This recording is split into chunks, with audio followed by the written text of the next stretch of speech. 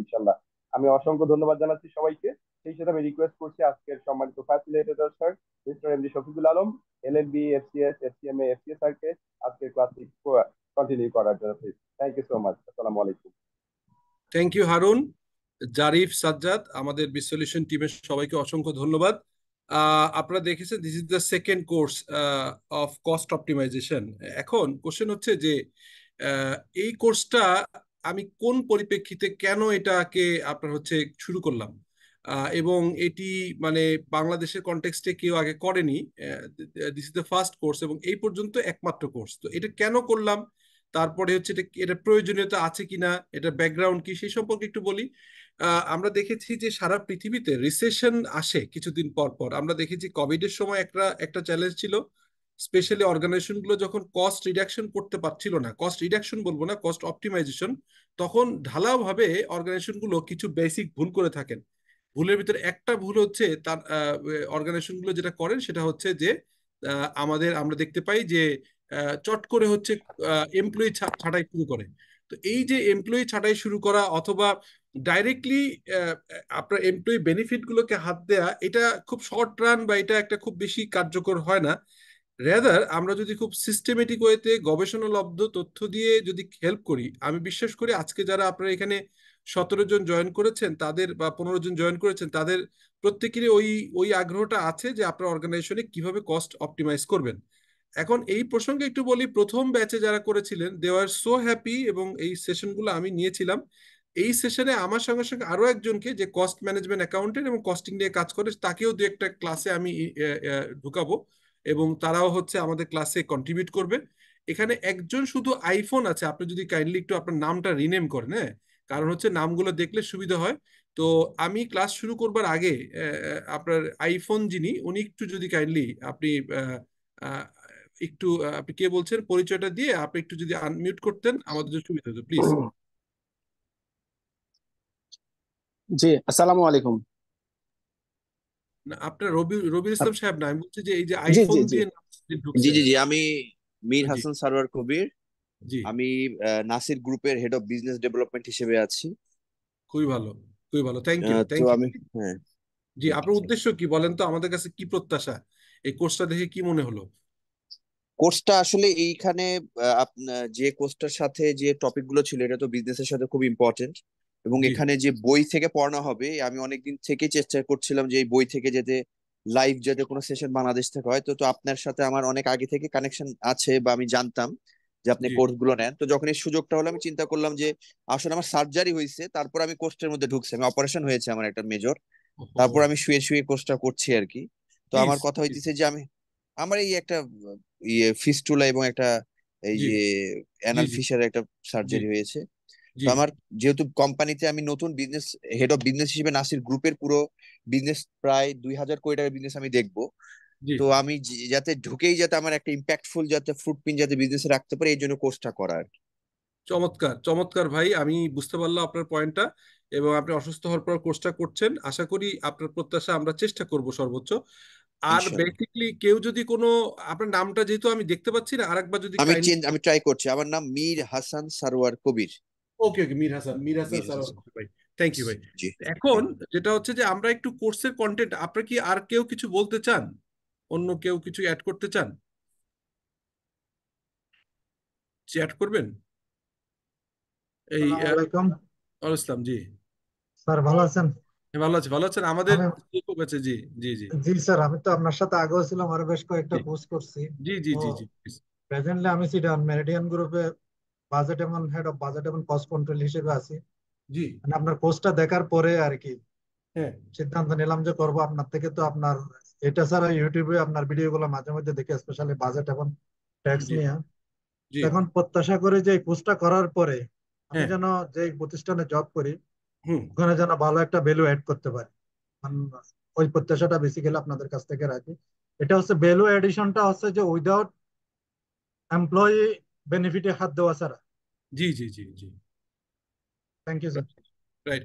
So এখন একটা জিনিস মাথায় রাখতে হবে, আমি দুজনকেই বলবো, আপনারা যে দুজন কথা বললেন বা অন্যরা যারা আছেন একটু ইন্টারেকশন করবেন। মানে হয় কি, আমি তো একটা, আমরা তো একটা আমরা তো একটা ক্লোজ, আমরা একটা কোর্স হচ্ছে কন্টিনিউ করছি, তাই না? আমরা একটা কোর্স শুরু করলাম।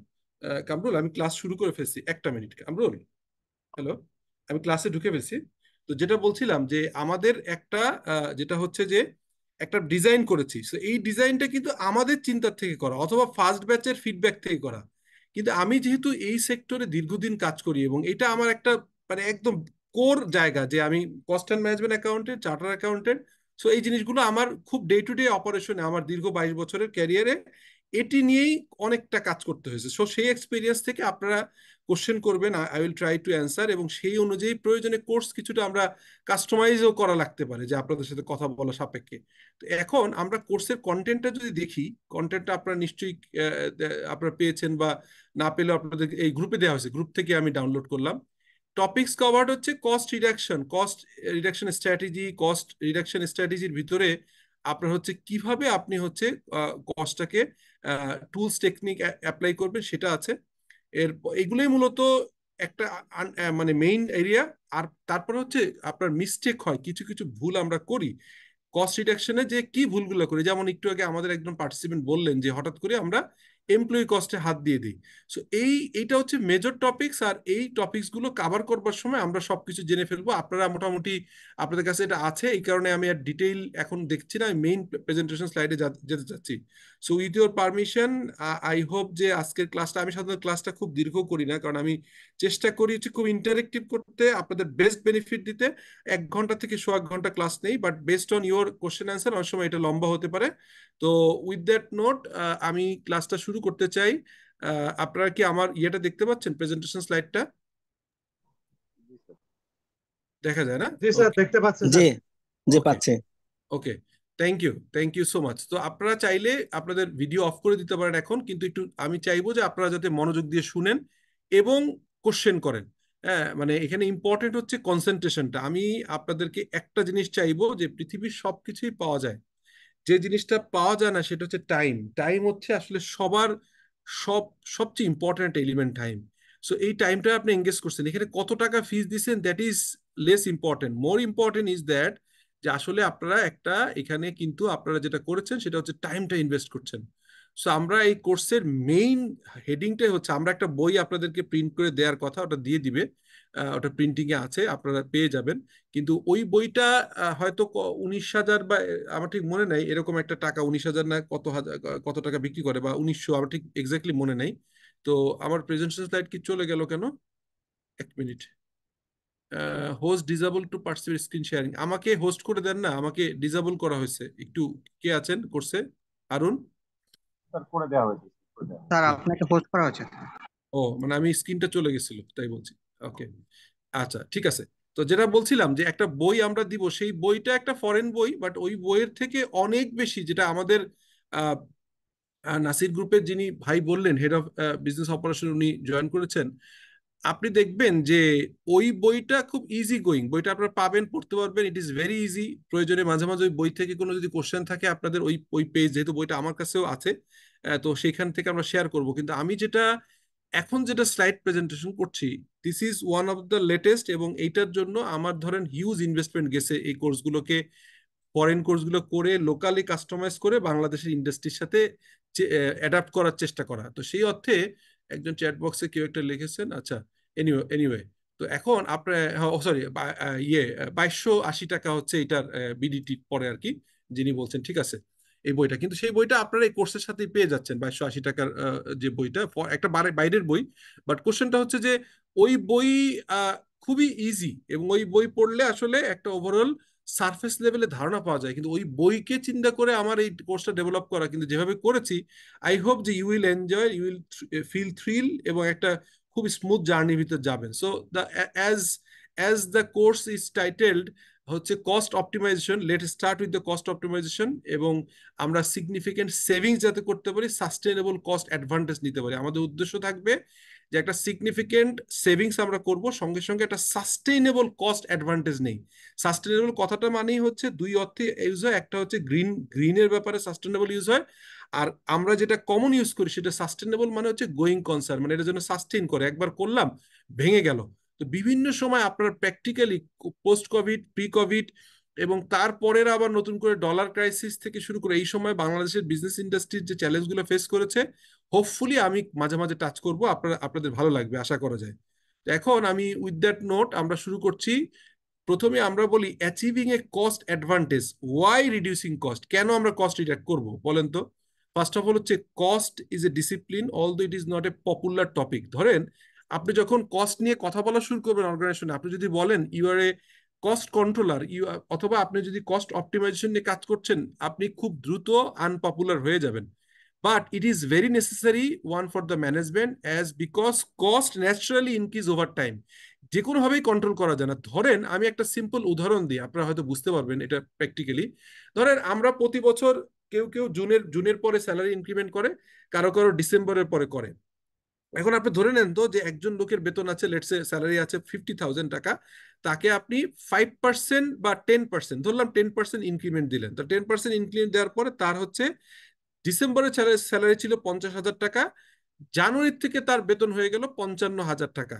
এটা ভেরি রেশনাল, কারণ বাংলাদেশের যে ইনফ্লেশন, এই 10% তো খুবই নমিনাল। কিন্তু এমপ্লয়ার বা অর্গানাইজেশনের পার্সপেক্টিভে আপনার একটা সিম্পল কোশ্চেন আমাকে বলেন তো, এই যে ডিসেম্বর মাসে তার প্রোডাক্টিভিটি, আমরা কি সব ক্ষেত্রে এটা প্রযোজ্য যে জানুয়ারি থেকে তার 10% প্রোডাক্টিভিটি বাড়বে? এটা কি আমার কোশ্চেনটা কি বুঝতে পারলেন? Are you clear about my question?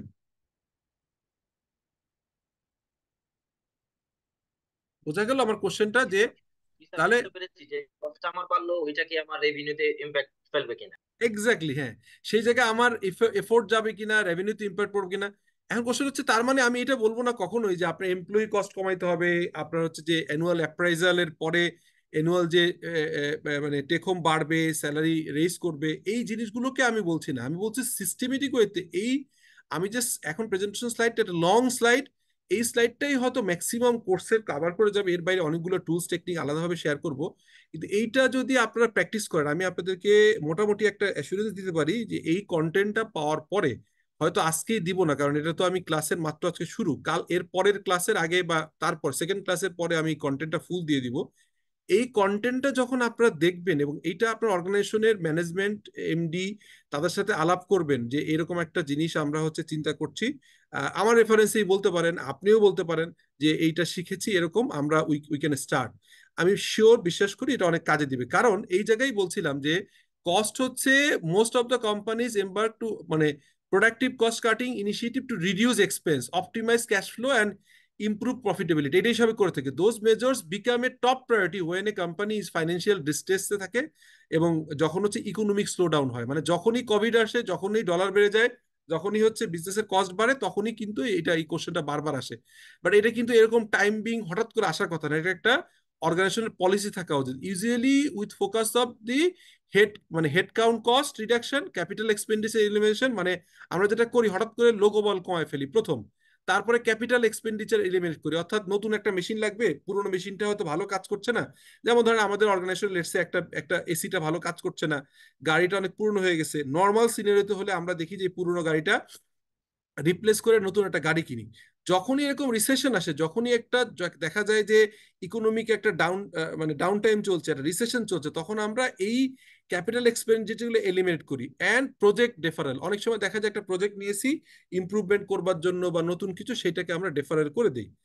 সাস reaction, such sorry reactive, এটা কি রিয়েক্টিভ বলছি আমি, such reactive approach is not only demoralising but also legally ineffective. দেখা যায় লার্জলি ইনএফেক্টিভ, দেখা যায় যে এইগুলো, sorry for the largely ineffective. সেটা হচ্ছে যখনই আমরা এই ধরনের একটা কমন গদবাঁধা নিয়মে যাই, প্রথমে হেডকাউন্ট হচ্ছে কমায় ফেলি, স্যালারিতে হাত দেই, তারপরে ক্যাপিটাল এক্সপেন্ডিচার এলিমিনেট করি, প্রজেক্টটা ডেফারেল করি, হয়তো ডেভেলপমেন্ট প্রজেক্ট হয়তো দরকার ছিল, R&D একটা প্রজেক্ট, সেটা কিন্তু খুবই integral part of your business process ছিল, সেটাকে ডেফার করে দিলেন। সো এই ধরনের রিয়াক্টিভ অ্যাকশন নিয়ে কিন্তু লং টার্ম ভালো কিছু হয় না। As a result most companies pursuing cost cutting not only a fail to meet their target but find themselves in a weaker position with cost bouncing back and competitiveness severely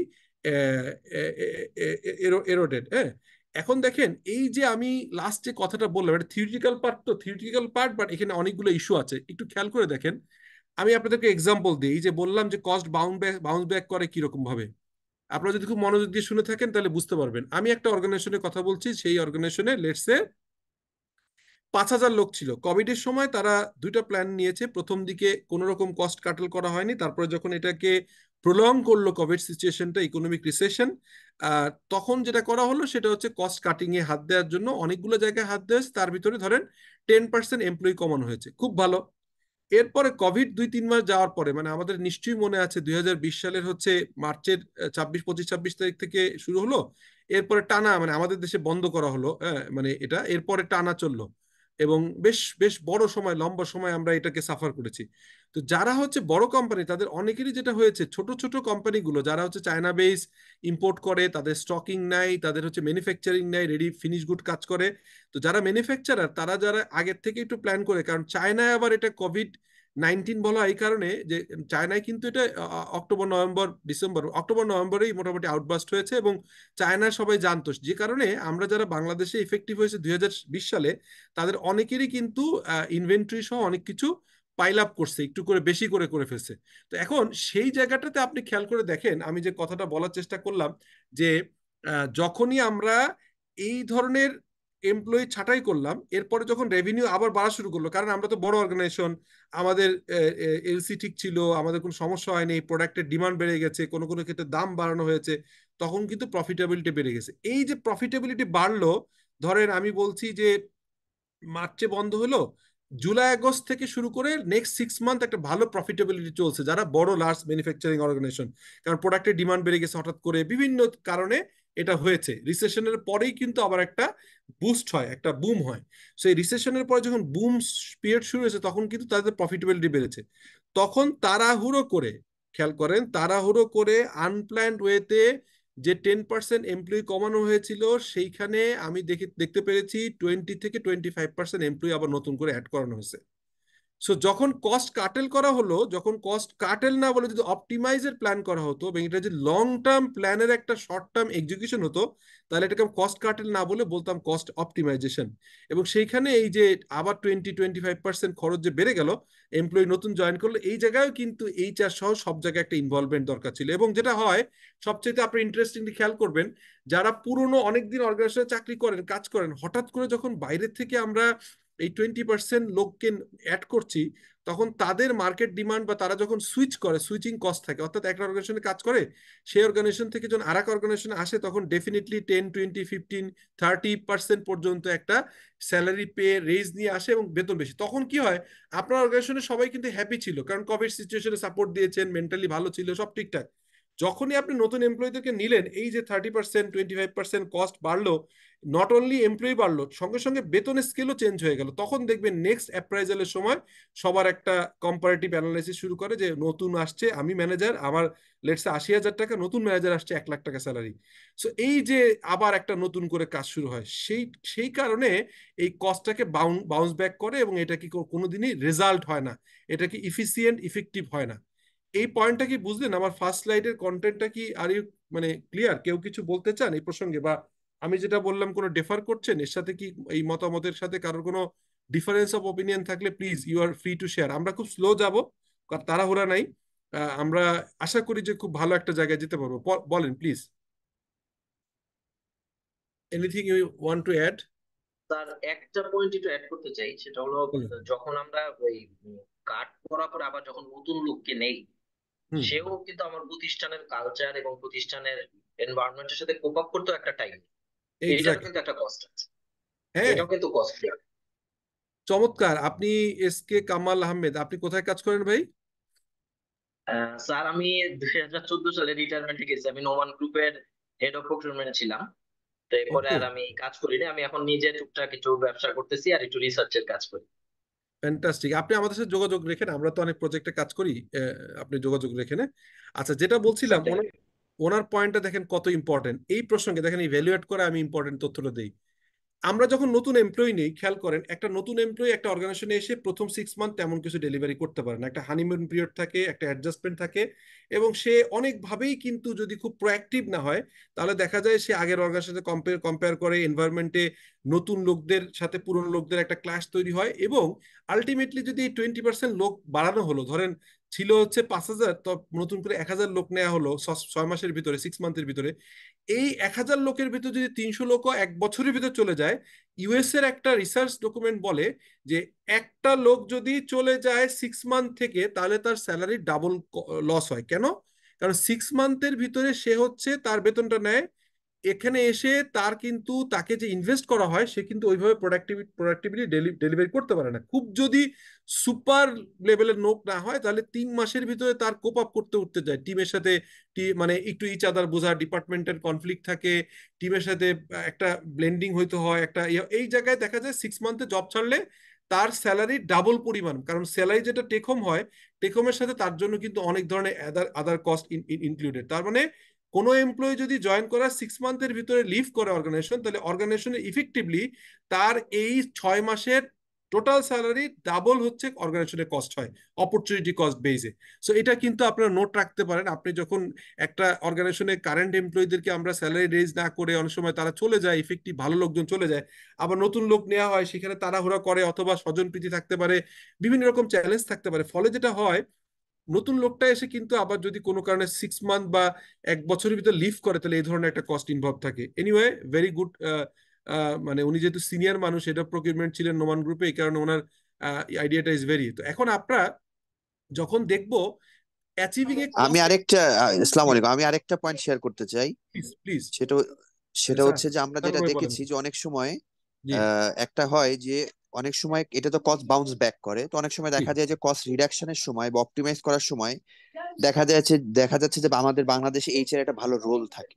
জি তো বাংলাদেশে যেহেতু KPI based performance analysis করা হয় না, তো দেখা হয় যে ভালো লোকগুলাকে অফিস পলিটিক্স এর কারণে ইনিশিয়ালি তাদেরকে একটা হুম ব্যাকড্র করা হয়, এবং যখন তারা চলে যায় কোম্পানি থেকে, তখন এইচআররা এসে তখন বলে যে স্যার, উনি তো 3.5 লক্ষ টাকা বা 4 লক্ষ টাকা বেতন নিত, আমি 2 লক্ষ টাকার লোকের মধ্যে একটা ভালো লোক পাইছি।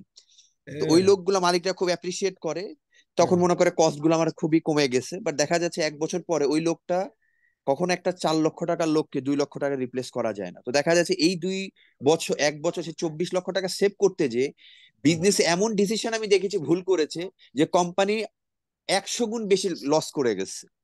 তো এই ধরনের জিনিসগুলো আমার মনে হয় যে কস্ট রিডাকশনের জন্য, অপটিমাইজের জন্য আমাদের মাথায় রাখা উচিত, যে আসলে আমরা বিজনেস করছি, বিজনেসটা কিন্তু করছি পিপুলকে দিয়ে। হুম, এতগুলো মানুষ, তারাই কিন্তু প্রফিট এনে দিচ্ছে। তো এদেরকে যদি ঠিক মতো যদি ম্যানেজ করা যায়, এদেরকে কাটাল না করে এদের হুম। রিসোর্সকে যদি ইফেক্টলি কাজে লাগানো যায়, আমার মনে হয় যে আরো বেটার কস্ট ম্যানেজমেন্ট এই মানুষকে দিয়ে করা সম্ভব। একদম।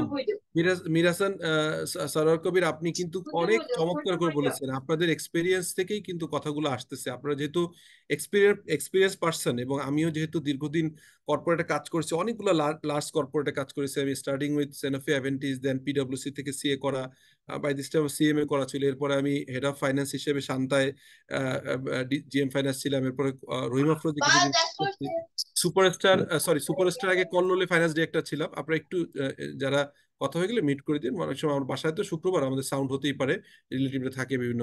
তো যেটা বলছিলাম, তারপরে হচ্ছে কল্লোলে কাজ করেছি এজ এ ডাইরেক্টর ফাইন্যান্স এবং কোম্পানি সেক্রেটারি। পরে সুপারস্টারে আমি 2014 থেকে 2018 মাঝামাঝি পর্যন্ত ছিলাম এজ এ ফাইন্যান্স ডিরেক্টর, এবং ওনাদের বোর্ডেও অনেকদিন সার্ভ করেছি।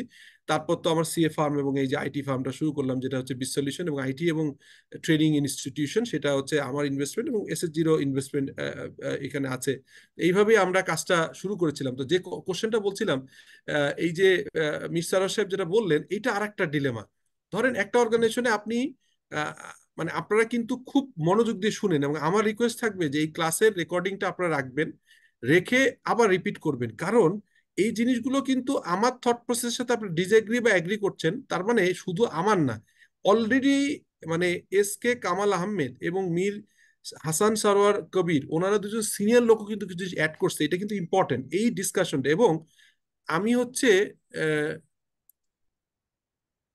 এবং আমি মনে করি, আপনারা খেয়াল করেন, আমি মনে করি যে এই কোর্সে যদি এইচআর এর কেউ থাকতো, আমি আরো খুশি হতাম। আই এম নট শিওর যে এইচআর ব্যাকগ্রাউন্ডের কেউ কি এখানে আছেন এই কোর্সের ভিতরে। জাস্ট আমি এই পয়েন্টে হঠাৎ করে মনে হলো যে একটু জিজ্ঞেস করি।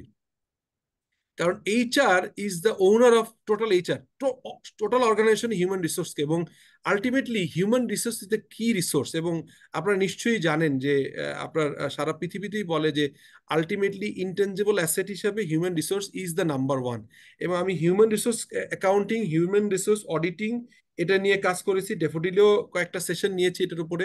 আমরা দেখেছি হিউম্যান রিসোর্সের যে কস্ট ক্যাপিটালাইজেশনের যে ইস্যুটা, এটা নিয়েও কাজ করেছে। সেই জায়গায় উনি যে পয়েন্টটা বললো, যখন একজন লোক ভালো পারফর্ম করছে, অর্গানাইজেশনের কালচার জানে, অ্যাডজাস্ট হয়ে গেছে, তার 4 লাখের জায়গায় যদি চলে যায়, সেই 2 লাখ রিপ্লেসমেন্ট কখনই হয় না, এবং অনেক ক্ষেত্রে এটা ব্যাকফায়ার করে। তো যাই হোক, বেস্ট প্র্যাকটিসটা কি এখন তাহলে বললাম, কি করা যাবে না, এখন কি করতে হবে এটা একটু বলি। Top performers know that each dollar earn in sales contributes only a small percentage of profit. তার মানে কি, দেখেন 100 টাকা সেল করলে 5 টাকা সেখানে হচ্ছে নেট প্রফিট থাকে, 3 টাকা নেট প্রফিট থাকে। তাহলে সেলস আপনি করলেন হচ্ছে 100 টাকা, এটা করে আপনার নেট টাকা থাকলো ট্যাক্স ভ্যাট সবকিছু দিয়ে, এমপ্লয়ি কস্ট করে, সমস্ত কিছু করে, ফিসকাল যত রকম ট্যাক্স যত কিছু আছে বাদ দিয়ে 3 টাকা পেলেন।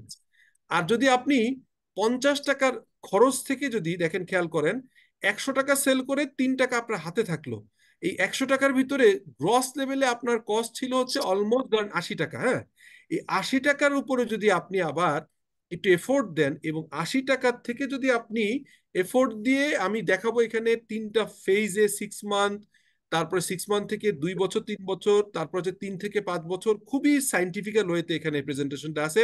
You will love to see the next presentation, মানে পরের ক্লাসগুলোতে, এবং কেউ কোনো ক্লাস মিস করবে না। এই জন্য বলছি, তাহলে আপনি দেখতে পারবেন এই যে 3 টাকা সেভ মানে হয় হচ্ছে 100 টাকা সেল করে, ওয়ারাস 80 টাকার কস্টের উপর 10% ইম্প্যাক্ট যদি ফেলতে পারেন, কস্ট যদি অপটিমাইজ করতে পারেন, তাহলে কিন্তু আপনার প্রোডাক্টিভিটি বেড়ে যায় এবং 8 টাকা ভ্যালুয়েশন হয়। সেই জন্য বলছে top performer know that each dollar earn is very small profit which while each dollar save goes directly to the bottom line। অর্থাৎ আমি 100 টাকা সেল করলে 3 টাকা আসতেছে, আর যদি 1 টাকা সেভ করেন 1 টাকায় যে যোগ হচ্ছে। এটা নিশ্চয়ই বোঝা গেছে। they achieve about half of their profit improvement directly from cost reduction.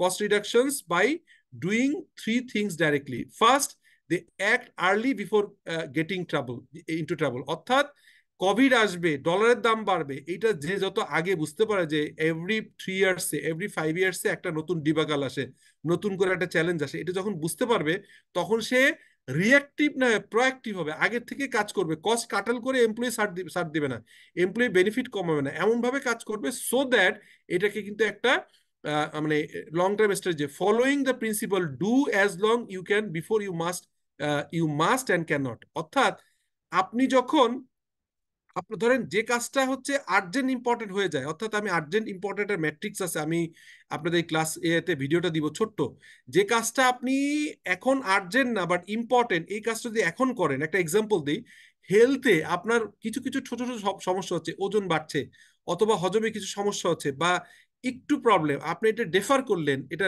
Proper টাইমে ডক্টরের কাছে গেলেন না, যখন এটা এলিভেটেড হয়ে গেল, এলিভেট হয়ে যখন এটা এমন হলো, তখন আপনার মাস্ট হয়ে গেল, আপনার সার্জারিতে চলে যেতে হলো।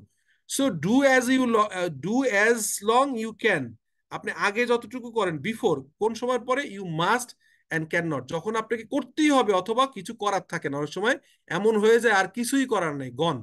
তাহলে সেকেন্ড হচ্ছে they do beyond the short term cost মানে মানে containment, but adopt practices and provide structural cost মানে advantage that can not easily be replicated. হ্যাঁ, সো কস্টের একটা স্ট্রাকচার করতে হবে। থার্ড হচ্ছে they embedded continuous cost reduction discipline in their way of working.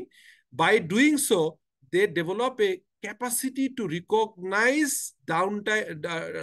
downturns early, secondly so respond rapidly and reduce cost relentlessly while creating unexpected opportunity from those cost transformation effort। অর্থাৎ আপনি unexpected যে opportunity নষ্ট হয়, একটু আগে যে ভাই বলছিলেন, উনি বলছিলেন যে অনেক সময় একজনকে আপনি 4 লাখ টাকার লোককে 2 লাখ টাকা যখন রিপ্লেস করলেন, তখন আপনি কস্ট সেভ করলেন বছরে 24 লাখ টাকা, বাট এটা একটা হিউজ অপরচুনিটি কস্ট লস হয়ে যায়, এটা আমি দেখাবো সামনে। In a deep down time such cost instinct, এটা কি করে, coupled with a discipline process, আপনাকে একটা ডিসিপ্লিন প্রসেস যাইতে হবে, helps stabilising the business and serve as a মানে launch pad for future growth. তাহলে কি হবে, আপনাকে যেটা করতে হবে, আপনি কিন্তু কস্ট কাটেল করবেন না, অপটিমাইজেশনে যাবেন। তো এখন আপনাকে একটা জিনিস জানতে হবে, লোয়ারিং দ্য কস্ট। এখানে আসলে লোয়ারিং দ্য কস্টের ক্ষেত্রে আমরা আসলে কস্ট কাটিং অ্যাপ্রোচে না, যে কস্ট রিডাকশন প্রোগ্রাম এই নামটা আমরা যেটা বলছি, আমরা যে আমি এর এটা ডিটেল পড়বো না, কারণ থিওরিটিক্যাল পার্ট পড়ার দরকার নেই, আমি প্র্যাকটিক্যালি চলে যাচ্ছি আস্তে আস্তে। প্রথমে একটু থিওরি বললাম, কস্ট কাটিং এটা একটা অ্যাপ্রোচ, আর একটা বলে কস্ট রিডাকশন প্রোগ্রাম। এই যে সিআরপি, আপনারা নোট নেন, এই সিআরপিটা করতে হবে। অর্থাৎ আপনারা যারা আজকে এখানে 15 জন বা 20 জন আছেন, তাদের অর্গানাইজেশনে এই কস্ট রিডাকশন প্রোগ্রাম সিআরপিটাকে নিতে হবে। আপনারা এটা বাদ বাকিটা পড়ে নিন, থিওরিটিক্যাল পার্টে এটা ইজিলি আমার মনে হয় যে এটা সমস্যা নেই, আপনারা বুঝতে পারবেন। এখন আসেন যে কনসিডারিং কস্ট রিডাকশন, আপনাদের কি করতে হবে, you experience cost pressure from the competitor. যখনই আপনি দেখবেন যে আপনি একটু আগে যে ভাই বলছিলেন, যখন আপনি একটা অল্প টাকা এমপ্লয়ি নিবেন, তখন কিন্তু আপনি কম্পিটিটর থেকে পিছিয়ে যাবেন। একই সঙ্গে সঙ্গে আপনি চাইলেও কিন্তু লো কস্ট কমাইতে পারবেন না, কারণ আপনার এমপ্লয়ি সুইচ ওভার হয়ে যাবে। ধরেন আপনি ধরলাম খুব ক্রিটিক্যাল জায়গায় আছেন, আপনি 5% স্যালারি কমাই দিলেন, বাড়ালে তো নাই, অথবা 2 বছর অ্যাপ্রাইজাল দিলেন না, অ্যাপ্রাইজালের পরে বেতন বাড়লো না, অ্যাপ্রাইজাল হলো বেতন বাড়লো না, অথবা অ্যাপ্রাইজালই করলেন না। সো তখন কি হবে, কম্পিটিটর কিন্তু দাঁড়ায় আছে, যে বসে আছে এক পায়ে, যে আপনার বেস্ট রিসোর্স গুলোকে সে নিয়ে নিবে। So that is issue. You lost, কি করবেন, volume due to the market. আপনি যখন শিফট অফ ইকোনমিক ডাউনটাউন, যখন আপনি এই কস্ট সরাসরি কাটেল করবেন, তখন আপনি শেলফ মিস করবেন। শেলফ মিস মানে ধরেন আপনি হঠাৎ করে কস্ট রিডাকশন করলেন, অনেকগুলো জায়গায় সাপ্লাই চেইন টানাটানি শুরু করলেন, ব্যাংকের এলসি প্রসেসে টানাটানি শুরু করলেন, আপনার প্রায় স্টক আউট হয়ে যাচ্ছে। স্টক আউট পরে বলবো, স্টক আউট হচ্ছে আরেকটা জিনিস, যখন আপনি স্টকটা কমে যায়, জিরো লেভেলে চলে আসে, তখন আপনি অপরচুনিটি লস্ট করেন সেলস থেকে, তখন এটাকে স্টক আউট কস্ট বলে। তখন কিন্তু শেলফ হারায় যায়, শুধুমাত্র সেলস লুজ করে না, সঙ্গে সঙ্গে আপনার মার্কেটের শেলফটা নষ্ট করে। ইওর কোম্পানি গ্রো থ্রু মানে অ্যাকুইজিশন কজিং ইনফ্লেটেড ওভারহেড। যেটা হয়, আপনি যখন খরচ বেড়ে যায়, তখন আপনি অ্যাকুইজিশন হয়ে যায়, আপনি দেখা যায় আরেকটা কোম্পানি নিয়ে। এটা গ্লোবাল কনটেক্সটে, বাংলাদেশে এরকম কম হয়, বাট বাংলাদেশেও বিজনেস বন্ধ হয়ে যায়। হয়তো আরেকটা কোম্পানি অ্যাকুইজিশন করে না, কিন্তু তারা কি করে, এটা বন্ধ হয়ে যায়। You are dealing with the aftermath of a recent merger. Globally দেখা যায়, যখনই একটা অর্গানাইজেশন উইক হয়ে যায়, তখন আরেকটা অর্গানাইজেশন তাকে গিলে ফেলে। এটাকে হোস্টাইল টেক ওভার বলে। বাংলাদেশে কম, তারপরে বাংলাদেশে আছে। আমি রিসেন্টলি বেশ কয়েকটা টেলিভিশন চ্যানেল, মিডিয়া, অন্য গ্রুপ ট্রান্সফার হয়ে যাবে, তাদের ভিতর যখন চ্যালেঞ্জ চলে আসছে, তখনই কিন্তু আরেকজন এটাকে অপরচুনিটি হিসেবে নিয়ে এটাকে টেক ওভার হয়ে যাবে, মার্জার হয়ে যাবে। এগুলো দেখবেন বাংলাদেশের কনটেক্সটে। তারপর আমরা কি বলছি, আমরা বলছি industry dynamic or regulatory reforms cause profit pressure. এটা কিন্তু কমন টার্ম। একটা জিনিস একটু দেখি, আমাদের বিসলিউশনের একটা মেসেজ দিয়েছে কোনো, আপনারা কি সব শুনতে পাচ্ছেন তো, সব ঠিকঠাক? জি স্যার, শুনতে পাচ্ছি। এক সেকেন্ড, একটা মিনিট, কি মেসেজ দিয়েছে। ইনফরমেশন একটু জানিয়ে রাখতে চাচ্ছি।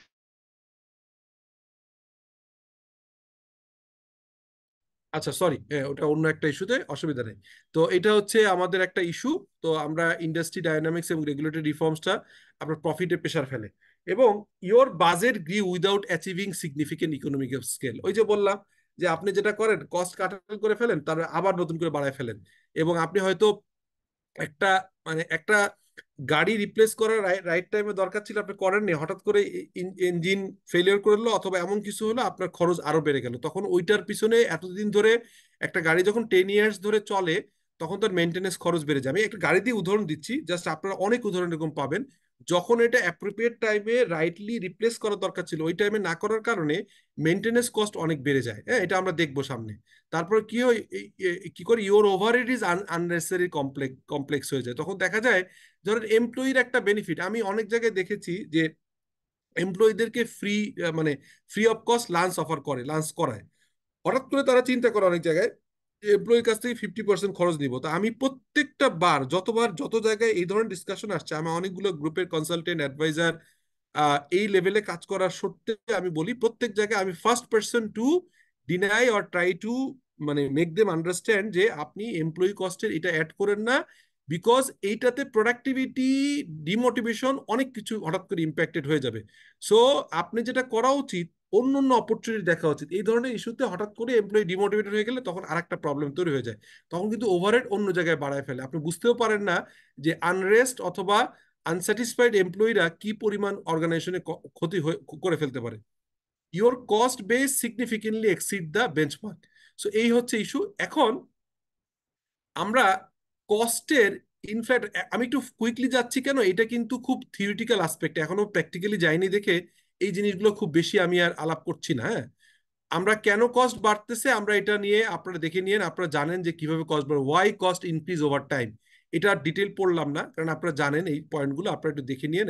এইটা আজকে না হলো আজকে আমি দিয়ে দিব, ঠিক আছে, নেক্সট উইক না আজকে দিয়ে দিব, কিন্তু আপনারা হ্যাভিং সেড দ্যাট যে ক্লাসে জয়েন করবেন। অনেক সময় এটা দিয়ে পেয়ে গেলে হয়তো ক্লাসে জয়েন করার আগ্রহ হারিয়ে ফেলেন, কিন্তু এটা করবেন না, ক্লাসে জয়েন করবেন। এবার আসেন, এইবার হচ্ছে প্র্যাকটিক্যালি শুরু, ক্লাসিফিকেশন অফ কস্ট। আচ্ছা বলেন তো কস্ট কত রকম হতে পারে? এই যে আমি বললাম যে ক্লাসিফিকেশন অফ কস্ট, কত রকম কস্ট হতে পারে, হ্যাভ ইউ এনি আইডিয়া?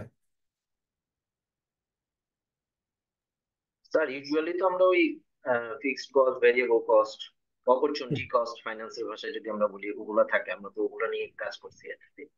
আমরা right different aspect. Right right, একদমই ট্রু। কিন্তু একটু এখানে এসে ইউ আর রাইট যে আমরা দুইভাবে করি, একটা হচ্ছে ফিক্সড কস্ট অথবা মানে ভেরিয়েবল কস্ট অথবা সেমি ভেরিয়েবল কস্ট, এটা একটা কস্ট কনসেপ্ট। আর একটা হচ্ছে ডিরেক্ট কস্ট, ইনডাইরেক্ট কস্ট আছে।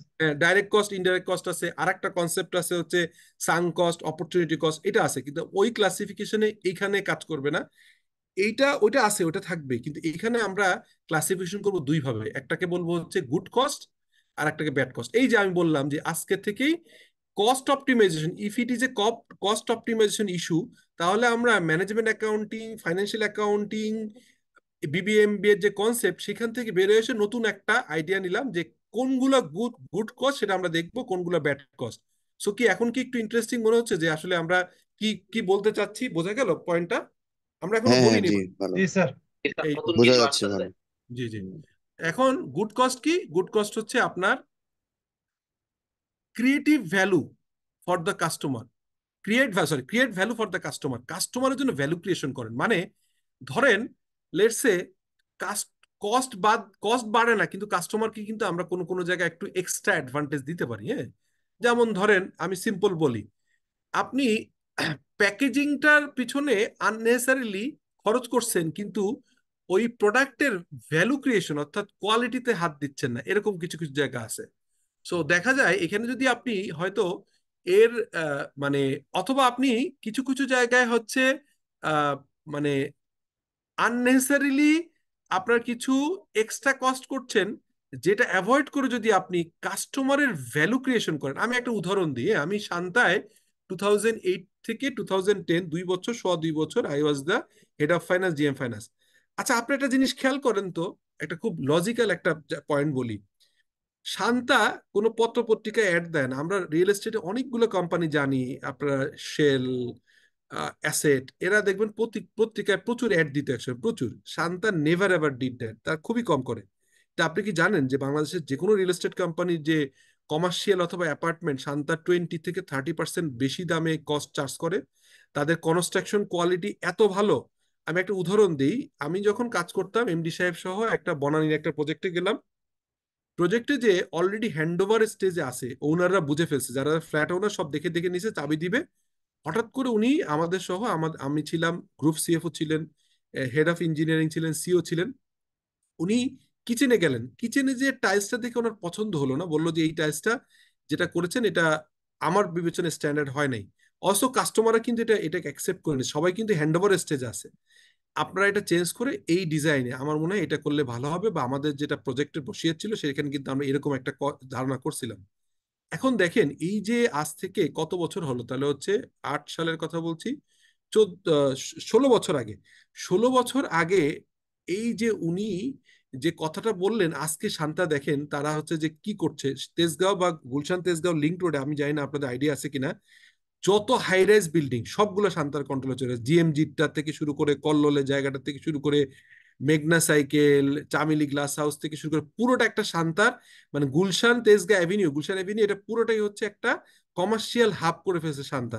মানে যেটাকে আর শান্তা হোল্ডিং বলছে, আমাদের সময় এসপিএল ছিল, শান্তা প্রপার্টিজ লিমিটেড। সো এটা কি আপনারা কি খেয়াল করেছেন কেউ? আমার পয়েন্টটা কি বুঝতে পারছেন?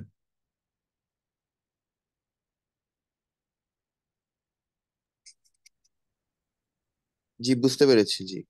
আচ্ছা, সেম জায়গায় দেখেন, আমি যদি এখানে ধর আপনাদের পড়াচ্ছি, এখন আমাকে বললো স্যার আপনি একটা কাজ করেন, আপনি তো কস্টলি রিসোর্স, আমি সবসময় তো ক্লাসে এসে দেখা যায় একটা দুটো ক্লাস বেশি নেই, তো কেউ যদি বুদ্ধি দেয় স্যার আপনি একটা ক্লাস কমায় ফেলেন বা এইটা করেন, সেটা কিন্তু আমার লাভ হবে না। কারণ এই ক্লাসে যারা পার্টিসিপেন্ট করছেন তারা যখন স্যাটিসফাই হয়, যেমন দেখেন রিপিট ক্লাস, আমাকে অনেকেই বললো স্যার আপনার অনেকগুলো কোর্সে আগে করেছি, তারা আবার কেন জয়েন করছে, বিকজ ভ্যালু ফর মানি হয়েছে, ওনাদের আগের কোর্সগুলো ভ্যালু ফর মানি হওয়ার কারণে কিন্তু আবার জয়েন করছেন। এই জায়গাটা ইজ মোস্ট ইম্পর্টেন্ট, মানে creative of value for the customer. তারপর হচ্ছে অ্যাকোয়ার্ড মানে অ্যাকোয়ার্ড টু অ্যাচিভ অবজেক্টিভস, আপনি রিকোয়ার্ড টু অ্যাচিভ অবজেক্টিভ, আপনি একটা অবজেক্টিভকে অ্যাচিভ করবার জন্য যে খরচগুলো, অর্থাৎ আপনি এটা খরচ বলবেন না, আপনার আলটিমেট অবজেক্টিভকে পৌঁছানোর জন্য যে খরচটা, সেটাকে গুড কস্ট বলবো। আমরা সামনে এক্সাম্পল পাবে, এখন থিওরিটিক্যাল আসপেক্টে এবং প্র্যাকটিক্যালি আইডেন্টিফাই করার চেষ্টা করি ব্রডার আসপেক্টে, যে কাস্টমার ভ্যালু ক্রিয়েশন, আপনার বিজনেস গোল বা আপনার অর্গানাইজেশনের গোলের জন্য আপনি যেটা করবেন অবজেক্টিভ, এবং contribute to the business success, এবং হচ্ছে প্রোডাকশন অ্যান্ড সার্ভিস অ্যাক্টিভিটিস, এটাকে আমরা, এই এরিয়াগুলোকে আমরা ব্রডার সেন্সে গুড কস্ট বলবো। ব্যাড কস্ট কোনগুলো? ব্যাড কস্ট হচ্ছে do not serve the customer, আপনি এমন কিছু করলেন, ধরেন আপনি মনে করেন একটা ট্রেড ফেয়ার করলেন, অথবা আপনি ধরেন মানে ব্রোকারেজ লাগাই দিলেন। আপনি কিরকম করে রিয়েল এস্টেট কোম্পানিগুলো বা অনেকেই করে, যে আপনি একটা ব্রোকার গ্রুপকে রাখলেন যারা হচ্ছে মধ্যস্বত্বভোগী হিসাবে আপনার অ্যাপার্টমেন্ট বা আপনার কমার্শিয়াল স্পেস সেল করে সে 5% 10% মার্জিন দিচ্ছে। তো এটা শর্ট টার্মে হয়তো আপনাকে রেভিনিউ এনে দিবে, লং টার্মে যেটা হবে, যে কাস্টমার আর আপনি হচ্ছে এটার producer, you are the producer and customer is the consumer. এই কনজিউমার এবং প্রডিউসারের ভিতরে যত মধ্যস্বত্বভোগী থাকবে, তত কিন্তু কাস্টমারের ভ্যালুয়েশন কম হবে। অর্থাৎ আপনি তখন ওই টাকাটা কোত্থেকে, প্রফিট তো আর আপনি স্যাক্রিফাইস করবেন না, তখন দেখা যায় কাস্টমারের এই যে ভ্যালু ক্রিয়েশন কমানো ফেলানো হয়। এই ধরনের কস্টগুলোকে অ্যাভয়েড করতে হবে। Not aligned with the objective, এই যে অবজেক্টিভ অ্যাচিভ করার জন্য good cost, are not objective হলে আমরা এটাকে বলবো ব্যাড কস্ট। এটা সামনে আপনার প্রমাণ পাবেন। আচ্ছা, ডিস্ট্রয় ভ্যালু, ওয়েস্ট রিসোর্সেস, এই যে ভাই বললো যে একটা ভালো রিসোর্স 4 লাখ টাকা স্যালারি ছিল, এই ভালো রিসোর্সটাকে আপনি কোনো কারণে, তার হয়তো 8% অ্যানুয়াল ইনক্রিজ বলছেন, তাকে হয়তো আপনি 12% দিলে হ্যাপি হতো, বা তাকে হয়তো একটু ভালো একটা গাড়ির ফ্যাসিলিটিস বা কোনো একটা ফরেন ট্রিপ কোনো একটা ভাবে মোটিভেট করতে পারতেন, না করে যখন আপনি আরেকজনকে রিপ্লেস করার চেষ্টা করলেন, তখন আপনি ওয়েস্টেজ অফ রিসোর্স করলেন, এবং আপনি হচ্ছে ডিস্ট্রয় দ্য ভ্যালু, আপনার ওর যে ভ্যালু ক্রিয়েশনের অপরচুনিটি ছিল এটা কিন্তু নষ্ট করলেন। আরেকটা হয় কি, রিওয়ার্ক, এইটা আবার হচ্ছে কস্ট অফ কোয়ালিটি। এটা আবার, এটা বুঝতে গেলে আমাদের হচ্ছে ম্যানেজমেন্ট অ্যাকাউন্টের একটা থিওরি আছে, এটাকে বলে কস্ট অফ কোয়ালিটি। অর্থাৎ 4টা ভাগে কস্ট হয় যখন অর্গানাইজেশনের ভিতর কস্ট হয়। আপনি যখন অ্যাপ্রাইজাল স্টেজ, অর্থাৎ কোন একটা ঝামেলা হতে পারে আগেই যদি আপনি বের করে ফেলেন, তাহলে কস্ট কম হয়, কিন্তু যদি মার্কেটে চলে যায় তাহলে ডিফেক্টের একটা উদাহরণ দেই। রিওয়ার্ক এক্সপেডিয়েটস ডিফেক্টস আর লুজেস, কিরকম আমি বলি, খেয়াল করেন। ধরেন একটা ফ্যান, আমি জাস্ট বলছি যে প্রপার আর&ডি করা হয়নি, একটা ফ্যান কোম্পানি ফ্যান বানালো, বানিয়ে প্রপারলি আর&ডি করলো না, তাদের হচ্ছে ফ্যানটা একটা বা দুইটা কাস্টমার বা কোনো একটা জায়গায় ফ্যানের যে এই যে উপরে যে রড থাকে, হ্যাঁ, ডাউন রড থাকে, বা ভিতরে যে পাখার যে স্ক্রুগুলো থাকে, বা কোনো একটা জায়গায় একটু ডিফেক্ট ছিল, একটা ফ্যান পড়ে গেছে, এরকম ঘটনা অতীতে অনেক অর্গানাইজেশন ঘটেছে বা এটা হয়। তো যদি কোনো কারণে এটা কেউ আহত হয়, বা আপনি যদি যেমন ধরেন প্রাণ, এই যে গ্রুপ, প্রাণ গ্রুপটা, এটাকে বলা হচ্ছে সজীব কর্পোরেশন, সজীব গ্রুপের একটা ফ্যাক্টরিতে তারা যেটা করতো কোভিডের সময়, তারা যাতে কোভিড এফেক্টেড না হয় সে কারণে বাইরের থেকে তালা মেরে রাখা হতো, পরবর্তীকালে আগুন লাগে এবং অনেক লোকের ক্ষয়ক্ষতি হয়। এই ধরনের লস গুলো হচ্ছে একটা, আপনার এটাকে বলে হচ্ছে আপনার সিভিয়ার লেভেলে আপনার ইম্পেয়ার্ড হয় হচ্ছে আপনার গুডউইল। এবং এখানে এই ধরনের কস্ট গুলো আসলে আপনাকে মানে অনেক পিছাই দিবে, এটাকে আপনি কোনোভাবেই, এটাকে কিন্তু এটা কোলাটারাল ড্যামেজ হয়ে যায়, টার্মটাকে বলে কোলাটারাল ড্যামেজ। অর্থাৎ আপনি একটা ফার্মাসিউটিক্যালস কোম্পানি যদি প্রপার আর&ডি না করে, প্রপারলি যদি না করে, সে একটা ওষুধ তাড়াহুড়া করলো বা প্রপার আর&ডি না করে মার্কেটে দিয়ে দিল, সেই ওষুধ খেয়ে, যেমন নাপার একটা কথা শোনা গেছিল যে বাচ্চারা মারা যাচ্ছে, পেটের সমস্যা হচ্ছে, কোনো সিভিয়ার সমস্যা হচ্ছে, তখন কিন্তু আলটিমেটলি এটাকে যদি আবার কারেকশন করতে হয়, তাহলে একবার যে ড্যামেজ হয় কোলাটারাল ড্যামেজ, সেখান থেকে ফেরত আসা যায় না। হোপফুলি বিগার অ্যাসপেক্টে গুড কস্ট এবং হচ্ছে ব্যাড কস্টের একটা ধারণা আপনারা পেয়েছেন। কোনো কোশ্চেন বা কোনো কমপ্লিমেন্ট বা কোনো কিছু আছে, বা কোনো রিকমেন্ডেশন বা কোনো সাজেশনস আপনাদের এন্ড থেকে এখানে এই জায়গাটাতে?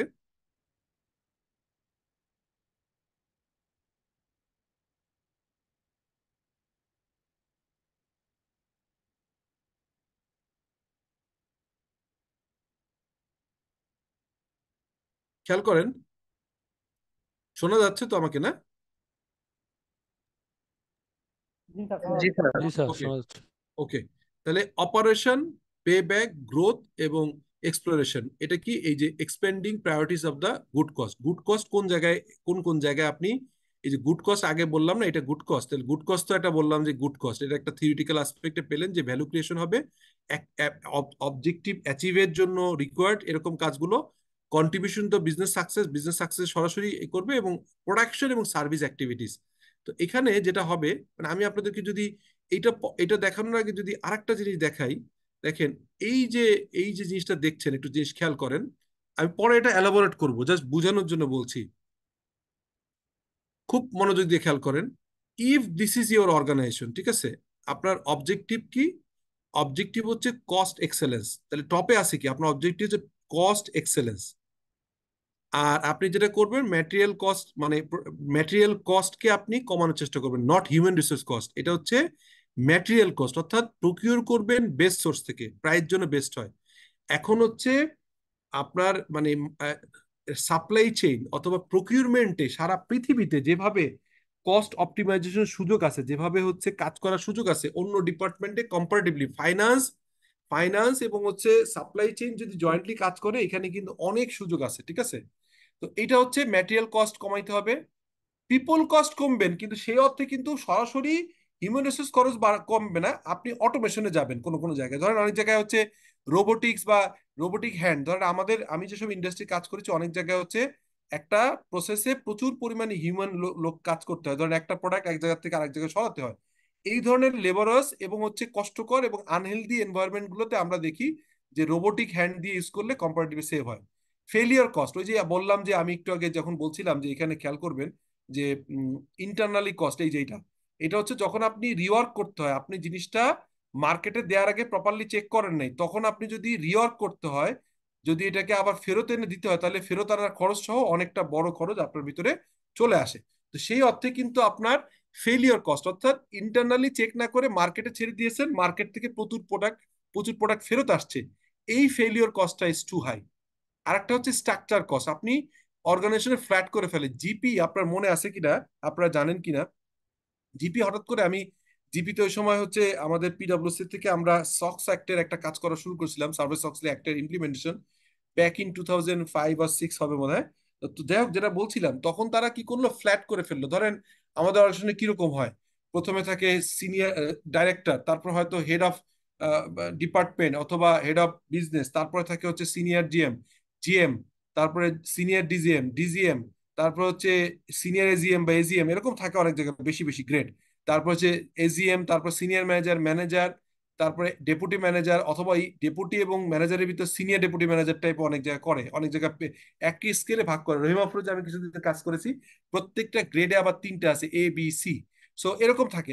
এইরকম যত হায়ারকি যত হাই হবে, তত ইনফরমেশন ফ্লো কমে যাবে, তত বেশি হচ্ছে বটল নেক তৈরি হবে। তো ইয়ে করছিল রবি, এবং প্রথমে শুরু করছিল জিপি, পরে রবি করেছে ফ্ল্যাট করে ফেলছে। ধরেন একদম টপ, তারপরে ম্যানেজার এবং এক্সিকিউটিভ, 3 লেয়ারে শেষ। এই ধরনের স্ট্রাকচার, মানে একটা স্ট্রাকচারের কথা বললাম, এরকম অনেক স্ট্রাকচার নিয়ে কাজ করার সুযোগ আছে। তারপরে কি হয় দেখেন, এটা করতে গেলে স্ট্র্যাটেজি কি হবে? এটা করতে গেলে কিছু স্ট্র্যাটেজি নিতে হবে। এই যে আপনি বললেন যে কস্ট এক্সেলেন্স আনবেন, খুবই মনোযোগ দিয়ে খেয়াল করেন। কস্ট এক্সেলেন্স আনবেন এবং এটা করবেন কি কিভাবে? ম্যাটেরিয়াল কস্ট কমাবেন, people cost, failure cost, structural cost. এটা করতে গেলে, এই কস্ট কমাতে গেলে স্ট্র্যাটেজি নিতে হবে এবং কিছু টুল ইউজ করতে হবে। এই স্ট্র্যাটেজি এবং টুল করতে পারলে আপনার যেটা হবে, ভ্যালু, এটা করতে গেলে একটা ওভারঅল যেটা হবে, ভ্যালু চেইন অ্যানালাইসিস করতে হবে, পারফরমেন্স ম্যানেজমেন্ট করতে হবে, এবং প্রবলেম সলভিং টেকনিক গুলো অ্যাপ্লাই করতে হবে। এখন আপনি যদি বলেন যে এই যে এইটা তো স্ট্র্যাটেজি বললেন, টুলস বললেন, কি কি কমাবেন বলছেন, এটার সাথে সাথে কি করবেন? ভ্যালু অ্যানালাইসিস করবেন, পারফরমেন্স মেজার করবেন, প্রবলেম সলভিং বেজ। এটা হচ্ছে একটা ঘর যদি হয়, এটা হচ্ছে বেসমেন্ট, এটা স্ট্রং করতে হবে, ভ্যালু অ্যানালাইসিস করতে হবে, যে কোনো প্রজেক্ট নেওয়ার আগে ROI সহ অন্য জায়গায় কাজ করতে হবে, পারফরমেন্স ম্যানেজমেন্ট, প্রবলেম সলভিং, মানে যেটা অ্যাজাইল মেথড বলে, আমরা এখন PMP তে অ্যাজাইল মেথড বলি, খুব দ্রুত ডিসিশন নিতে হবে। তো এটা যদি আপনার ফাউন্ডেশন হয়, আর এটা যদি কলাম হয়, আর এটা যদি বিম হয়, তো কলাম হচ্ছে স্ট্র্যাটেজি এবং টুলস, আর বিম আলটিমেটলি অবজেক্টিভ হচ্ছে এর মাধ্যমে আপনি কস্ট এক্সেলেন্স করবেন। তাহলে আপনাকে zero base budgeting, activity base costing, should cost modelling, design the cost, design to cost fit for purpose. Business effectiveness check করতে হবে, অর্গানাইজেশনে এজাইল হইতে হবে, এজিলিটি, টেকনোলজিক্যাল অ্যালাইনমেন্ট থাকতে হবে, প্রসেস ইফিসিয়েন্সি থাকতে হবে, ডিমান্ড ম্যানেজমেন্ট করতে হবে।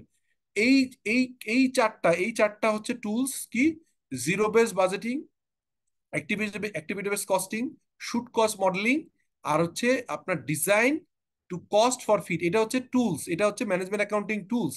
আর স্ট্র্যাটেজি কি, ডিমান্ড ম্যানেজমেন্ট, আপনার হচ্ছে process efficiency, technological alignment, organisation agility এবং বিজনেস ইফেক্টিভনেস। সো এইটার এটা তো ডিটেইলই থাকবে, এই কোর্সের সবকিছু কিন্তু এগুলো নিয়ে আলাপ আলোচনা করব।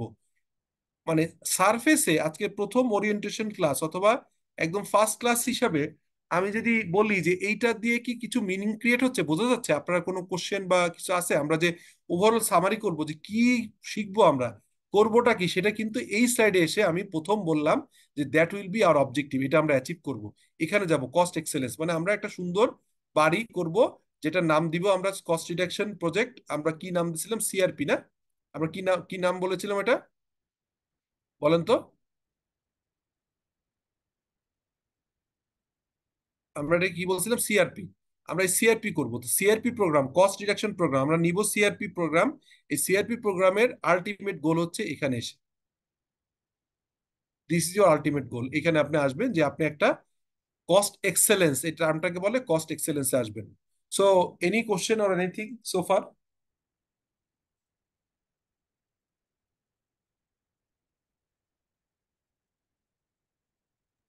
স্যার, বলেন। শুড কস্ট মডেলিং, হ্যাঁ, এই টার্মটা ক্লিয়ার না।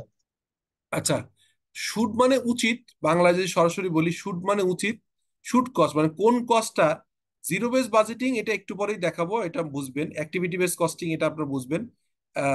এই এই দুইটা একটু নতুন মনে হচ্ছে। শুড কস্ট মডেলিং মানে এই যে আপনি একটু আগে বললাম গুড কস্ট আর ব্যাড কস্ট। সো ব্যাড কস্টকে এলিমিনেট করবেন, রিডিউস করবেন, কন্ট্রোল করবেন, বাদ দিবেন, এটা হচ্ছে ব্যাড কস্ট। আর গুড কস্টকে প্রমোট করবেন, তো এই গুড কস্টকে প্রমোট করাকে বলা হচ্ছে শুড কস্ট। শুড মানে হোয়াট শুড ইউ ডু, এই শুড কস্ট মডেলিংটা করতে হবে, কোন কোন খরচগুলো করলে আপনার লং টার্ম লাভ হবে। এইটা করার সাপেক্ষে আরেকটা জিনিস বলি আপনার, এই যে দেখেন মডেল, এই যে এইটা মডেল, হ্যাঁ আমি যেটা বলছিলাম শুরুতে, এটা আজকে ক্লাসে কভার করব না। প্রথম 3 মাসের কিছু কাজ থাকবে, তারপরে 6 মাসে কিছু কাজ থাকবে, মানে একদিনে হবে না। 1 বছরের কিছু কাজ থাকবে, 2 বছরের কিছু কাজ থাকবে, তারপরে 4 বছর। এই যে আমাদের যিনি হচ্ছে নাসির গ্রুপের বিজনেস মানে অপারেশন হেড যিনি জয়েন করছেন, উনি যে কথাটা বলছিলেন বা আপনাদের চাহিদা, আপনি আসলে আলটিমেটলি এইটাকেই যদি আপনার অর্গানাইজেশনে কাস্টমাইজ করেন, আমি এটা জেনারিক একটা ভিউ দিচ্ছি, জেনারিক ঠিকই। আপনার 3 মাসের ডিমান্ড ম্যানেজমেন্ট নিয়ে কাজ করবেন, focus on financial metric, minimising spending expend according to demand. এইটা আপনি প্রথম 3 মাসে কাজ করলেন। এটা আবার ডিটেল কিন্তু পরে আছে, মানে আমি প্রত্যেকটা জিনিস যা দেখাচ্ছি এর পরে আরো আরো ডিটেল আছে। 6 মান্থে প্রসেস ডেভেলপমেন্টে কাজ করলেন, focus on your process efficiency, reduce waste, মানে ওয়েস্টেজ, সরি ওয়েস্টেজ বন্ধ করে দিলেন, ভেরিয়েবল ভেরিয়েবিলিটি বার করলেন, ইনফ্লেক্সিবিলিটি নিয়ে কাজ করলেন। 1 বছরে কিছু টেকনোলজিক্যাল ইনভেস্টমেন্ট করলেন, একটা সফটওয়্যার নিয়ে নিলেন। সফটওয়্যার নিলে হবে কি, আপনার হচ্ছে যে অ্যাসেট সফটওয়্যার নাই, স্ক্যাটার্ড, অ্যাসেট চুরি যাচ্ছে, ইনভেন্টরি হারায় যাচ্ছে। সো এইসব জায়গায় টেকনোলজিক্যালি কিছু জিনিস ইনভেস্ট করুন, focused on your asset and technology, aligning aligning মানে কনফিগারেশন টু রিকোয়ারমেন্ট। এইটা হচ্ছে কনফিগারেশন রিকোয়ারমেন্টে কাজ করতে হবে, এটারও ডিটেল সামনে আছে। 2 ইয়ার্স এর মানে সেমি অ্যানুয়াল যে কাজটা করতে হবে, মানে এটা করবেন কোয়ার্টারলি, এটা তো 3 মাস, 6 মাসে আপনার একটা মান্থলি বেসিস কাজ করবেন, 1 বছর কোয়ার্টারলি কিছু কাজ করবেন, আর 2 বছর মেয়াদি হচ্ছে পরবর্তীকালে 6 মান্থ করে সেমি অ্যানুয়ালি কাজ করবেন, আর 4 বছরের প্রত্যেক বছরে টার্গেট সেট করবেন। এটা কি focus on organization agility, building skill and simplifying structure. আর লাস্ট যেটা করবেন সেটা হচ্ছে ফোকাস অন বিজনেস ইফেক্টিভনেস আর ইভলভিং স্ট্র্যাটেজি অ্যান্ড স্ট্রাকচার। এই হচ্ছে ওভারঅল যদি বলি আপনার এই কাজগুলো করতে হবে। এটা করে পাবেন কোথায়, আপনি কি পাবেন? আমি এটা পরে যাচ্ছি, আপনার এটা না দেখাই। এই যে দিস ইজ ইয়োর অবজেক্টিভ, খেয়াল করেন। এটা না, আচ্ছা এটাই বলি, হ্যাঁ এটাই বলি, এটা দেখলেই বোঝা যাবে। এখন দেখেন, আজকে কিন্তু একটা ওয়ান কাইন্ড অফ অনেকগুলো জিনিস একটু একটু করে আলাপ করছি, কিন্তু প্রত্যেকটার কিন্তু আপনার টুলস গুলো কিভাবে ইউজ করবেন এই ডিসকাশনে আমরা যাব এবং আপনাদের সাথে আলাপ করব। এখন দেখেন প্রথম যে কাজটা করা হয় এটা কস্ট কাটিং নেচারের, আর আপনার হচ্ছে কস্ট অপটিমাইজেশন হচ্ছে প্র্যাগমেটিক ইমপ্রুভমেন্ট এবং মিডিয়াম টার্ম। শর্ট টার্মে কি করবেন, ইমিডিয়েটলি যদি কেউ বলে, ধরেন যে ভাই বললেন যে উনি জয়েন করছেন একটা জায়গায়, ওনার ইমিডিয়েটলি কিছু কাজ করতে হবে, ইমিডিয়েট কিছু কাজ করতে হবে, এটা হচ্ছে 6 মান্থ বা 1 বছর, 6 মান্থের। এরপর উনি কি করবে জানেন, উনি করবে কি, সরি শেষ হচ্ছে না, রাইট, উনি 6 মান্থের একটা কাজ করলো, তারপরে 1 বা 2 বছরের একটা কাজ করলো, আর এটা 5 বছরের একটা প্ল্যান নিল।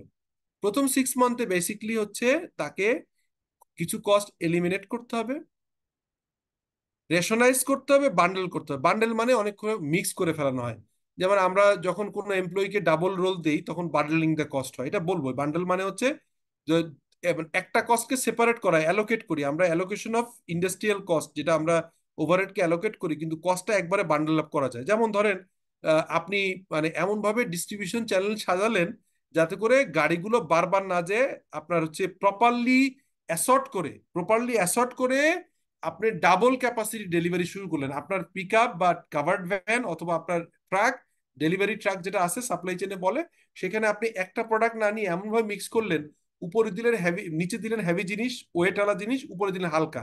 যেমন একটা গ্রুপে ধরেন আপনার হেভি জিনিস বিক্রি করে, সঙ্গে টিস্যুর মতো লাইট প্রোডাক্ট নিয়ে কাজ করে, তো নিচের দিকে যদি কোনো ওজনওয়ালা জিনিস দেন আর উপরে যদি টিস্যু দেন, তাহলে কিন্তু ওভারঅল লোড ম্যানেজমেন্ট হয়ে যায়। এরকম বান্ডেল কস্ট করতে হয়। এটা 6 মান্থের কাজ, যেটাকে ডিমান্ড এবং ডিমান্ড ম্যানেজমেন্ট রিলেটেড, ডিমান্ড ম্যানেজমেন্টের কাজ। সেকেন্ড বলছি কস্ট অপটিমাইজেশন, এটা হচ্ছে প্র্যাগমেটিক বললাম, ইমপ্রুভমেন্ট এবং মিডল টার্ম, মানে সিক্স মান্থের থেকে ধরেন 2 বছর পর্যন্ত, এই 1.5 বছরের কাজ। এটা হচ্ছে 2 থেকে 5 বছর। কস্টকে স্ট্যাবিলাইজ করতে হবে, প্রতিবার বারে কমে বারে কমে এরকম না করে। যেমন এখানে একটা এক্সাম্পল দিই, স্ট্যাবিলাইজেশন একটা উদাহরণ দিই, আপনার উদাহরণ দিলে হয়তো বুঝতে সুবিধা প্র্যাকটিক্যালি। সেটি হচ্ছে যে আমি সুপারস্টার গ্রুপে 2015 সালে আমরা এসএপির একটা সফটওয়্যার ইউজ করলাম। তখন আমরা কস্ট সেন্টার, সরি, এটাকে বলে হচ্ছে কস্ট এলিমেন্ট বলে বোধহয়, আমি এক্স্যাক্টলি এই নামটা অনেক বছর আগে বলে গেছি, এবার বলে বুঝাই দিই। সেটা হচ্ছে যে আমরা একটা চেষ্টা করলাম যে 120টার মতো গাড়ি ছিল, প্রায় মানে এমপ্লয়ীদের আনা নেওয়ার থেকে শুরু করে ডেডিকেটেড কার ছিল, ডেলিভারি ভ্যান ছিল। তা আমরা এই আহ, যেটা বললাম সেটা হচ্ছে যে সমস্ত খরচগুলোকে অটো করে ফেললাম। অটো করে মানে কি, কস্ট সেন্টার দিয়ে দিলাম। লেটস সে ড্রাইভাররা আগে দিত স্ক্যাটার্ড কস্ট, এখন যখন সে তার হচ্ছে যে ইনভয়েস দিচ্ছে, তৈরি করছে, তখন তুই 3টা ভাগে ভাগ করছে। একটা তার হচ্ছে ফুয়েল কস্ট, একটা দিচ্ছে হচ্ছে মেনটেনেন্স কস্ট, আর একটা দিচ্ছে তার ওভারটাইম অথবা তার ফুডিং কস্ট, এই 4 ভাগে দিচ্ছে। এই 4টা ভাগ আবার কস্ট সেন্টারে যে ভাগ করা হচ্ছে, তাহলে আগে 120টা গাড়ির কে কোথায় কোন কস্ট হচ্ছে এটা কিন্তু বের করা খুব কঠিন ছিল। যখন আমি এটাকে করে ফেললাম, ইভেন ফ্যাক্টরিগুলোতে কি হয়েছে, ফ্যাক্টরিগুলোর র মেটেরিয়ালের নাম হচ্ছে কোডিং করা হয়েছে এসিপি কোড অনুযায়ী, মানে আমি যেটা র মেটেরিয়াল কোড দিয়েছি সবাই কোডেই চিনে, তখন র মেটেরিয়াল নাম ভুলে কোড করা শুরু করছে। ফলে হয় কি, কস্ট ক্যাপচার করা ইজি হয়। তাহলে এখন দেখেন, তাহলে 120টা গাড়ির আপনি একদিনে বুঝতে পারলেন যে ফুয়েল কস্ট কোনটার কত বাড়ছে, বাড়ছে কি কমছে, কোন গাড়ির, কোন গাড়ির হচ্ছে প্রচুর মেনটেনেন্স লাগে, ওয়ার্কশপের কস্ট বেশি আসে, কোন ড্রাইভার বা কোন এমপ্লয়িরা ওভারটাইম কাজ করছে, কোন জায়গায় হচ্ছে আপনার ড্রাইভারের হচ্ছে ফুডিং বা এন্টারটেনমেন্ট খরচ কেমন হচ্ছে। এই জায়গাগুলো যখন আমরা এটা করলাম, আহ, সেই টার্মটা আমার মনে নেই, এটা হচ্ছে এসিপির একটা টার্ম ছিল। তো সেইটা করে আমরা কিন্তু দেখেছি যে আপনার টোটাল যে এই যে ফ্লিট ম্যানেজমেন্ট যে 120টা গাড়ি ছিল, এই 120টা গাড়ির অলমোস্ট 15% কস্ট স্টেট 2 মাসের ভিতর কমায় ফেলা গেছিল, without hampering the quality of work. এটা কি বুঝতে পারলেন? আমি এই যে বললাম যে কিভাবে আপনার কস্ট স্টাবিলাইজ করতে হয় বা কিভাবে আমরা হচ্ছে এটাকে স্ট্যান্ডার্ডাইজ করতে হয়, এই জিনিসগুলো ব্যালেন্সিং এবং সিম্পলিফাই।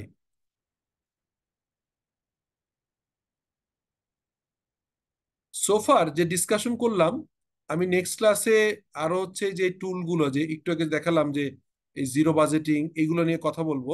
এখন আপনি এগুলো আবার আসবে, আমরা রিপিট হবে এই প্রত্যেকটা জিনিসই রিপিট হবে। আপনারা বলেন তো যে সোফার আজকের এই জিরো বাজেটিংও বলিনি, অ্যাক্টিভিটি বেস কস্ট বলি নাই, শুট কস্ট মডেলিং এটা পরে আসবে, design to cost fit for for purpose. এখন সোফার যে ডিসকাশন করলাম, এই ডিসকাশনের ভিতরে আপনারা বলেন তো যে না স্যার এই এরিয়াটা মনে হয় কাভার হয় নাই, বা এইটা এভাবে করলে ভালো হয়। আপনারা এখনো বলতে পারেন, অথবা এখনো বলতে পারেন, অথবা পরে আমাকে একটা সাজেশন দিতে পারেন। এই গ্রুপে আমার নাম্বার আছে, আপনার হোয়াটসঅ্যাপে কেউ ফোন না দিলে ভালো, কারণ আমি এরপরে আরেকটা সেশনে ঢুকবো। কালকে সারাদিন বাইরে ট্রেনিং আছে, কালকে ঢাকা চেম্বারের প্রোগ্রাম আছে, এরকম থাকে আমার। তো আমি যেটা হয়, ফোনটা অনেক সময় রিসিভ করতে পারিনি, কিন্তু হোয়াটসঅ্যাপে যদি কেউ নক করেন অ্যাটলিস্ট অ্যান্সারটা করি রাতে এসে হলেও। তা আপনি প্রথম এখনো ফিডব্যাক দিতে পারেন যে আমরা ওভারঅল যে আলোচনাগুলো করলাম, এটা একটা ওই যে আহ, কি হয় না, একটা কি বলে, এটা কি বলে, একটা সিনেমার ছোট ছোট যে অংশটা ছাড়ে, teaser, one kind of teaser দেখলাম আমরা 10টা এখানে। আমাদের বিশ্লেষণে কি আছে, আমাদের ক্লাস হবে কয়টা, এটা কস্ট অপটিমাইজেশনের? স্যার এটা 8:30 পর্যন্ত হবে স্যার। সেটা বলিনি আমি, মানে মোট ক্লাস সংখ্যা কয়টা, মোট ছয়টা ক্লাস? সম্ভবত স্যার। 10টা স্যার। 6টা হবে স্যার টোটাল স্যার। 6টা ক্লাস, ওকে। তাহলে 6টা ক্লাস, 6টা ক্লাসে 6টা ক্লাস। তো 6টা ক্লাসের হচ্ছে ক্লাসের আজকে নেক্সট ক্লাস 5টা ক্লাসে কোন কোন এরিয়া কভার করবো সেটার একটা ওভারঅল একটা ইয়ে দেখালাম। তো এটা কি কোনো সোফার কোনো ভ্যালিডেশন আছে, বা কেউ বলবেন যে না, আমার মনে হচ্ছে আপনি তো একটা ফ্রেমওয়ার্ক দিলেন, আপনার একটা কনসেপচুয়াল ফ্রেমওয়ার্ক দিলেন কস্ট এক্সেলেন্স আনার জন্য, এই কনসেপচুয়াল ফ্রেমওয়ার্কের ভিতরে এই জিনিসগুলো মনে হয় মিসিং আছে, বা এটা একটু আরেকটু ইয়ে করা যায় কিনা, এরকম কোনো সাজেশন আছে?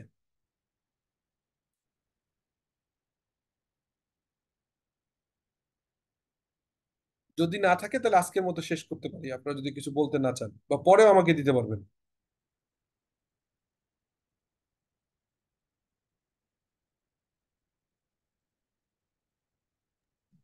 আই থিংক কারো মনে হয় নাই, আমরা তাহলে শেষ করি, আপনি Okay, পারমিশন দিন। ঠিক ঠিক আছে, থ্যাংক ইউ জি, আসসালামু আসসালামু আলাইকুম আলাইকুম। স্যার।